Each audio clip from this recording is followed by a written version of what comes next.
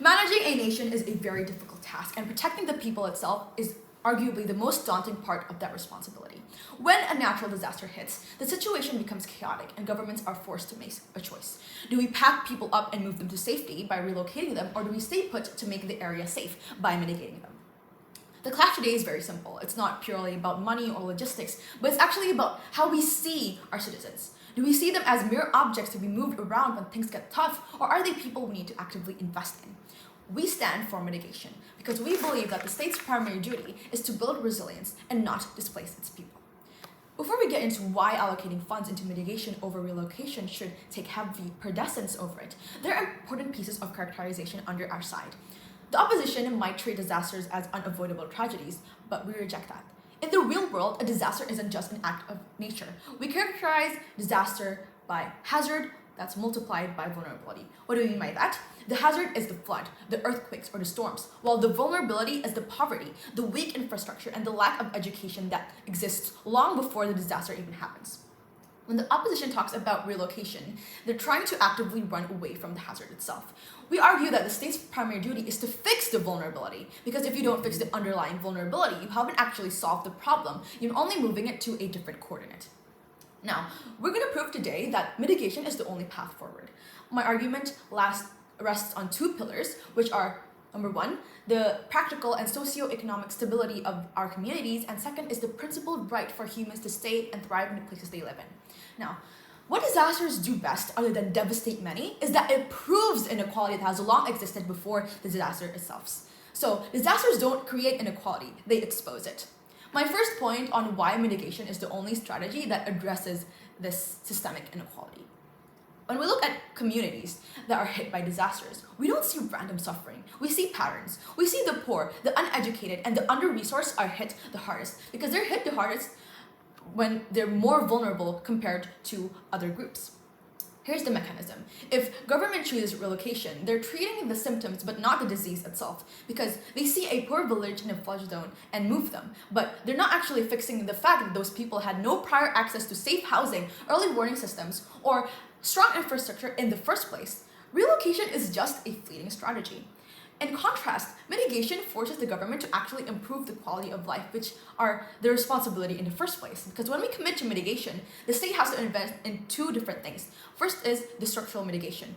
Structural mitigation is the physical, engineered changes, retrofitting old buildings to resist earthquakes, building flood levees, or even creating elevated evacuation routes.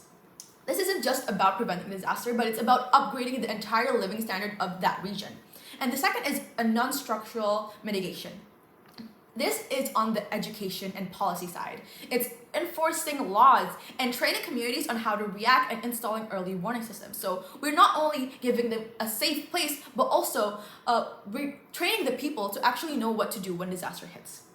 Now, why does this work and why is it more effective? Because the opposition's plan is an admission of failure. It creates economic refugees who lose their jobs, their schools, and even their support systems. Think about the economic cycle. The reality of work in these communities. It's not just a job. It's a craft that's tethered to the place they live. Because when the state forces a relocation, they're not just moving people, but they're, in a way, erasing their utility. Consider people in a coastal village. The community doesn't just work. They're masters at what they do. They know the sea very well. They know their entire economic value, their boats, the specific knowledge of the tides. Their complex social networks is defined by where they live and where they work. If you relocate these fishermen to a landlocked city, you're not just stealing his job, but you're making him a stranger in a labor market that doesn't even need him in the first place. He doesn't have his boat, his ocean, and he lacks the skills of an urban office or factory. You're taking someone who's a productive master of his environment and you rendered his skills overnight.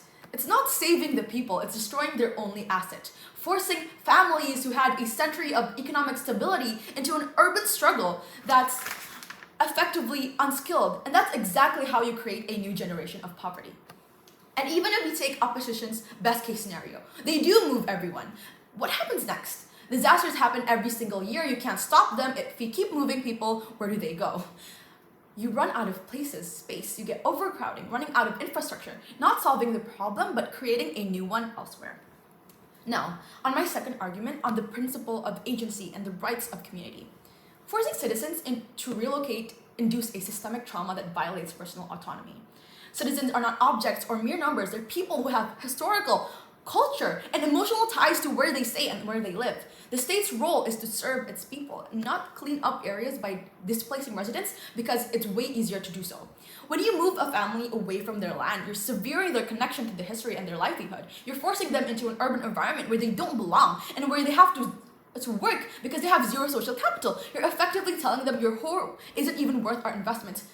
So you leave. The opposition might say that we're saving their lives, but safety without purpose isn't really living. A society where people are constantly being moved isn't a stable society, because true resilience isn't about moving to a safer place, but it's having the strength to stand your ground and knowing the government has your back and can support you. Because when the state chooses mitigation, it sends a powerful message that we value our citizens enough to build their walls, to train them, and to strengthen their home. It validates their existence. It treats citizens as dignified partners in their own protection and not liabilities.